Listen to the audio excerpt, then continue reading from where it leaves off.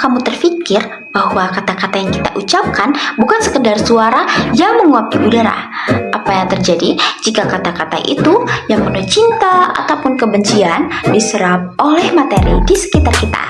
Perkenalkan, nama saya Siti Nurul Nurbaiti dengan NIM 125210071. Saya telah menelusuri eksperimen 7 hari pada 2 wadah nasi yang mengungkapkan hubungan antara bahasa, frekuensi, dan realitas kehidupan. Berikut adalah progresnya. Saya telah menyiapkan 2 wadah dengan isian nasi yang sudah matang. Namun setiap wadah diberikan perlakuan yang berbeda. Wadah yang pertama berbentuk kotak, saya berikan kata-kata pujian dan kata-kata baik lainnya. Sebaliknya, wadah yang berbentuk bulat, saya berikan kata-kata yang tidak baik atau buruk. Progres pun dimulai. Pada hari pertama, warna, aroma, dan bentuk tetap sama dari kedua wadah. Belum ada perubahan secara signifikan. Pada hari kedua, nasi mulai mengeluarkan uap karena kandungan air yang diserap oleh beras. Warna tidak berubah dan tidak berbau. Hari ketiga, tekstur pada nasi mulai berubah menjadi lebih lengket dan sedikit lincin. Juga disertai bau yang menyengat pada kedua wadah. Pada hari keempat dan juga hari kelima, progresnya hampir sama. Bau dari nasi semakin menyengat dan teksturnya semakin melengket dibandingkan hari-hari sebelumnya, disertai dengan uap di sekitar wadah yang semakin menebal. Memasuki hari ke-6, mulai muncul corak kuning dan hitam di wadah yang diberikan kata-kata buruk. Namun sebaliknya dengan wadah yang diberikan kata-kata baik, baru mengeluarkan hanya corak kuning saja. Final day, hari di mana puncak eksperimen dilakukan. Pada hari ke-7 ini, bau busuk di wadah yang diberikan kata-kata buruk semakin banyak.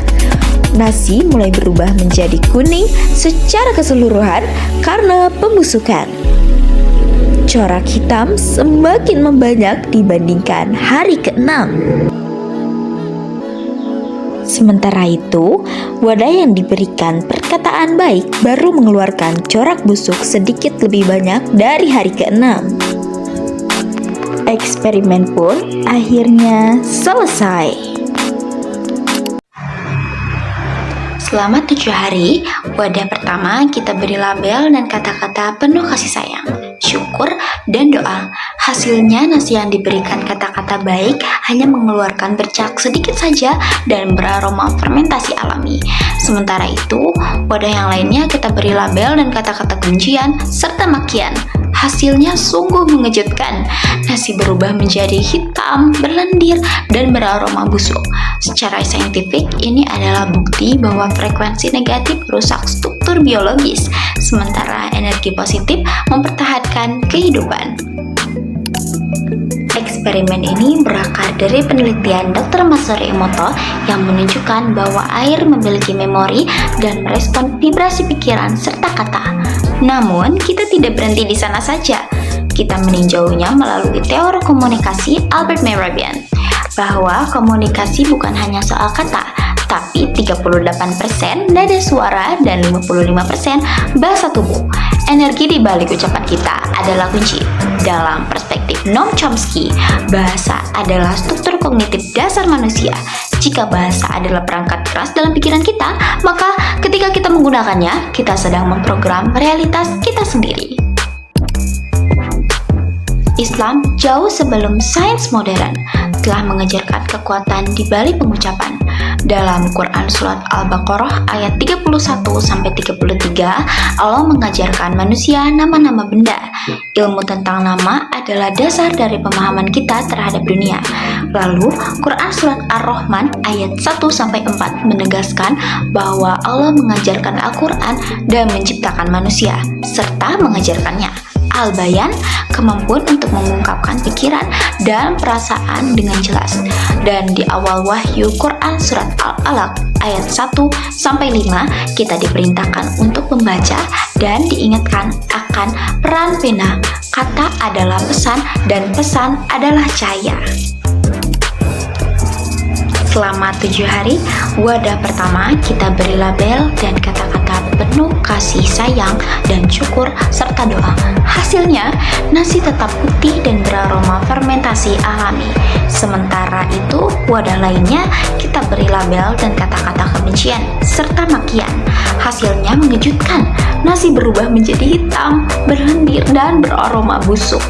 Secara saintifik, ini adalah bukti bahwa frekuensi negatif merusak struktur biologis, serta energi positif mempertahankan kehidupan. Eksperimen ini bukan sekedar tentang air, ini tentang kehidupan kita sehari-hari. Jika nasi yang mengandung air saja bisa hancur karena kata-kata buruk, bayangkan saja apa yang akan terjadi pada jiwa kita, pada keluarga kita, dan pada lingkungan kita jika kita terus menebarkan energi negatif. Jadi, jagalah perkataan kamu, karena setiap ucapan yang kita keluarkan dari lisan adalah doa, dan setiap doa adalah pembentukan masa depan.